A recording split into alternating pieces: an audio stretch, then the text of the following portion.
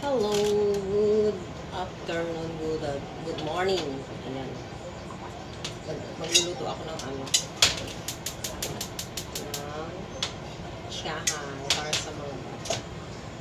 And of course, sa akin na rin yan. So, yun mga bata. Ito lang yung gagawin natin, bali, instant lang siya. Tapos, kanin. Ayan, yung mga natirang kanin kagabi. And, dalawang itlog kasi tag-isa sila.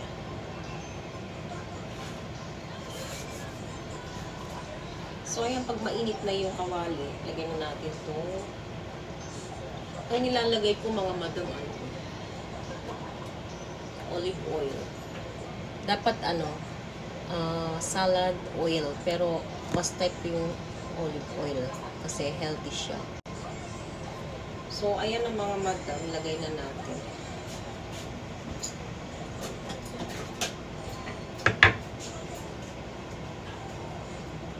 So, ayan na po siya, lagay na.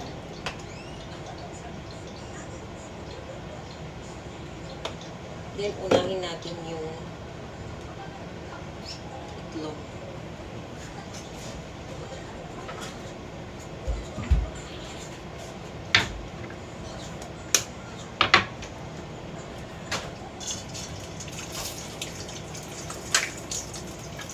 Then, saka natin haluin. So,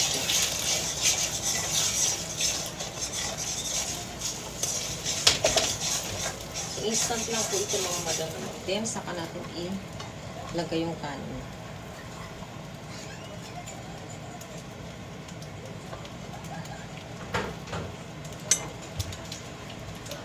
Ayan po siya.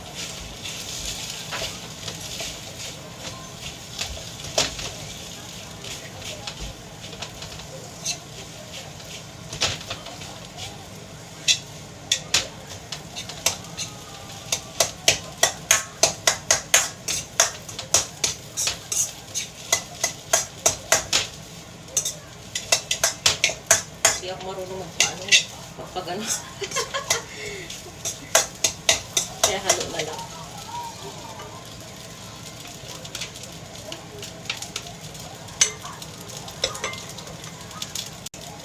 Then, ilagay na natin itong instant.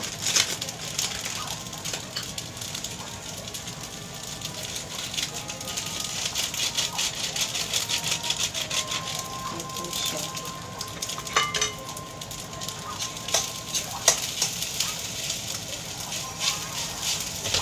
Kailangan yung anong talaga siya, mahalo para masarap siya. Ano ba tawag doon? Yung kailangan talaga siya para magaan ang dating ng kanin. Kasi ganun ang nakikita ko sa mga pag nagluluto sa luluto ng tiyahan. Ang asawa ko magaling magluto ng tiyahan. Ako hindi masyado. Nakikigaya lang. Hindi tayo masyado. Ito, at least, nakapagluto na rin, di ba?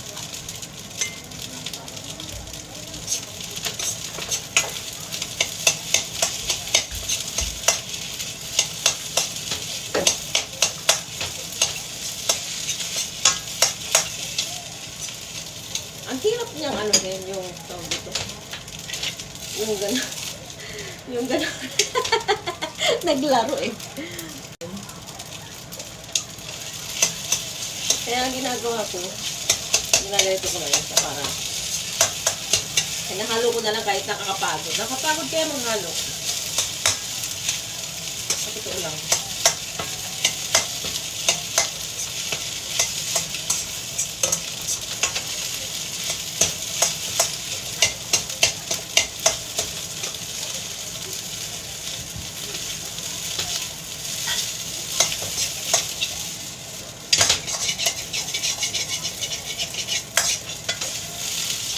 And itong kawali na itong mga madam, hindi ito ordinary kawali, ha? Ito talaga yung pangtsahang lang na nilulutuan ng pangtsahang. And hindi ito masyadong binabasa o kinukuskus ng ano, ng mga spoon, ay yung mga pang kuskus talaga dyan. Bawal. Kaya kung makikita nyo, makinis siya. Oh. Ito, katulad ko nung nakita ko doon sa ano eh, nagpunta ako sa Clubasa nung nakaraan. Ganito yung siya eh. So, ayan na siya mga madam. Medyo okay na rin. Pwede na. Pang ano lang naman eh. Pang kain-kain. Ayan siya.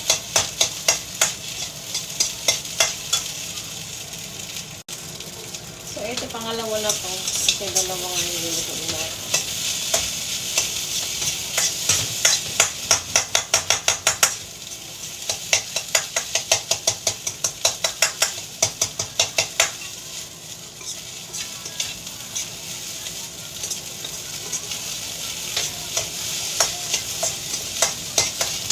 Kapagod mag- So, ayan ang mga madam, kanse. Nagluto na rin ako ng bacon at tuwina para meron silang panulak.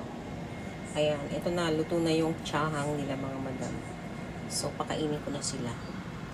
Ang hirap pag iasumi ng mga kids eh. Talagang hahandaan mo sila ng pagkain nila. Hindi pwedeng hindi.